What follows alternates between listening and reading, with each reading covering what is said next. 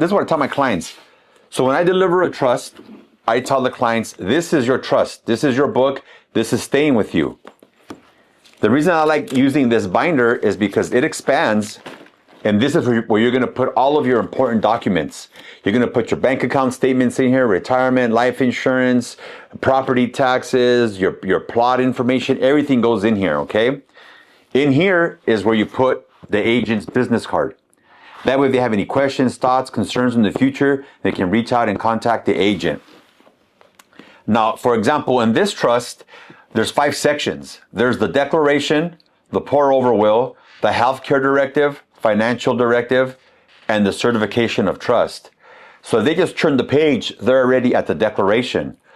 When I explain a trust to the clients, I basically just go directly to, hey, George, I need the meat and potatoes of everything. And the meat and potatoes are basically, who are the beneficiaries?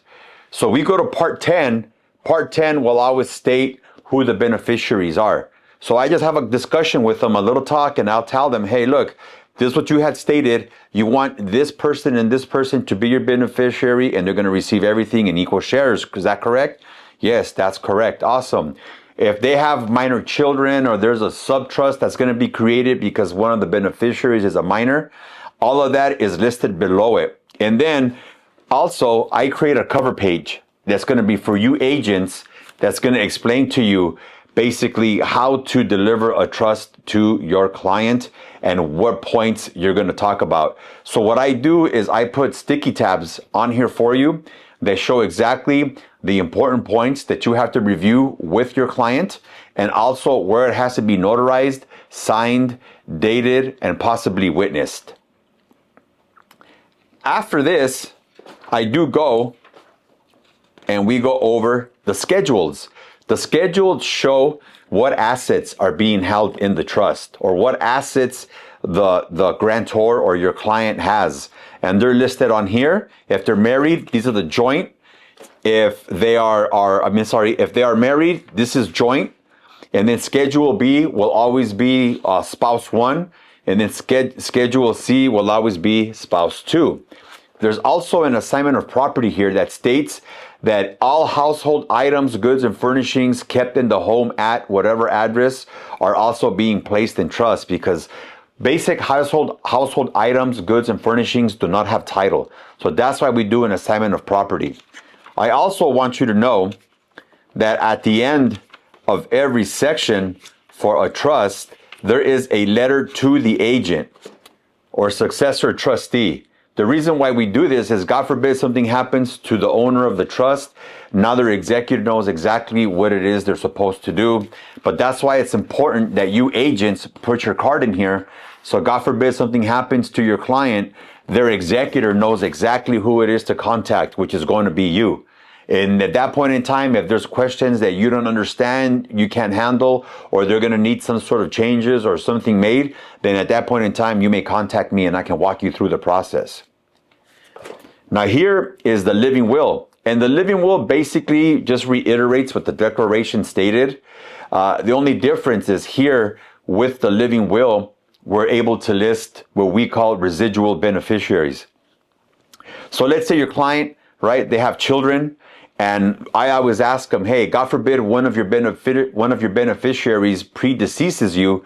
Do you want the other living beneficiary to receive that 50%? If they say yes, then here it'll be listed. You know, child A and B are going to share said assets in equal shares. Should beneficiary A predecease beneficiary B, then those 50% shares now go over to beneficiary B 100%, and it's listed vice versa. Okay. Afterwards, here, un momento.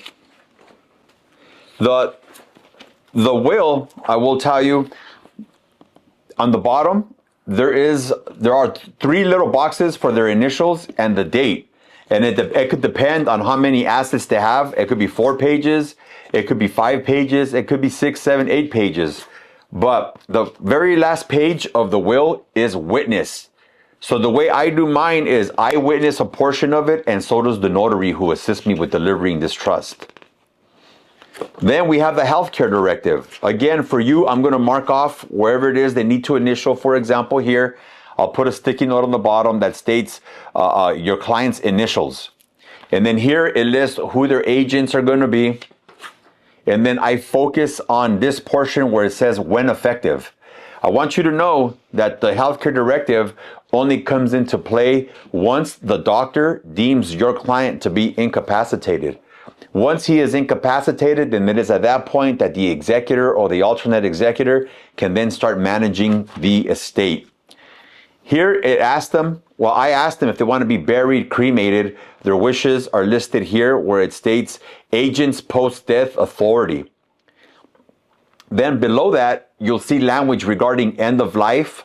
So basically, if your client now is at end of life, so if your client is still okay mentally and can make decisions regarding his health care, the doctor is going to abide by everything that your client tells them.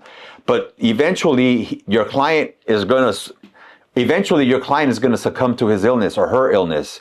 When that happens, it is their agent's job to copy the healthcare directive and give it to their medical provider. At that point in time, now the medical provider will know, oh shoot, here it states that they want all life extending procedures to be withheld. They're not going to feed them, no food, no water. All they're going to do basically is connect them to an IV to keep them hydrated. And then that's where they're going to receive the medication to make them comfortable. Also, here, there are other wishes. So I ask my clients if they're at end of life, would they prefer to remain at home or in a hospital? Based on their response, that's what I list here. It also asks here if they want to be organ donors. If they're already organ donors with the California Department of Motor Vehicles or whatever state they reside in, because we can do trust in all 50 states, then that is listed here.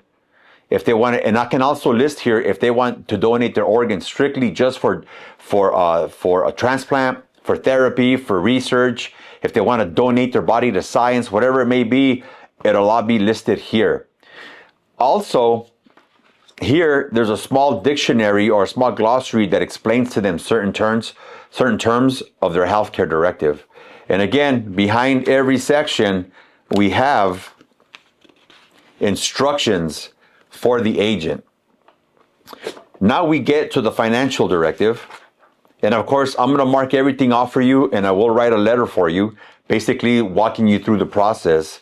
Here on the financial directive, this is where the primary agent has to accept the responsibility of being their primary agent. They would have to print, sign, and date. Their agents' names are listed here along with their contact information and their address. And as you can see here, there are 1 through 15 sections. That's everything the state, well, in this situation, the state of California considers to be financial. So 1 is real estate, 2 is personal property, it goes on, digital assets, everything is listed on here. And then once you turn the page, twice.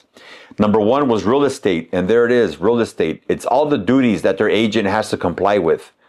There's 2, there's 3, and it continues all the way through number 15. And of course, prior to you delivering the trust, if you want me to give you a few minutes just to answer some questions, by all means. I'm not going to take too long, but I will take the courtesy and I will give you the courtesy and will give you a few minutes to explain everything. Here again, I will mark where it has to be signed and dated, and of course it has to be notarized. And then again, every section has the letter to the agent. And then we have the certification of trust. This last section basically just states that as of the day that this is notarized, delivered, they have a legal binding revocable trust. Now, I date the trust. The grant deed is dated. I always recommend the date that I list on this trust is the date that you deliver it and the date that it be notarized. Otherwise, I leave blank lines.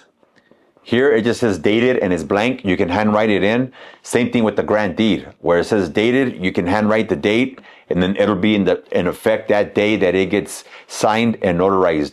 Any questions, thoughts, concerns, please reach out. I'm here to help.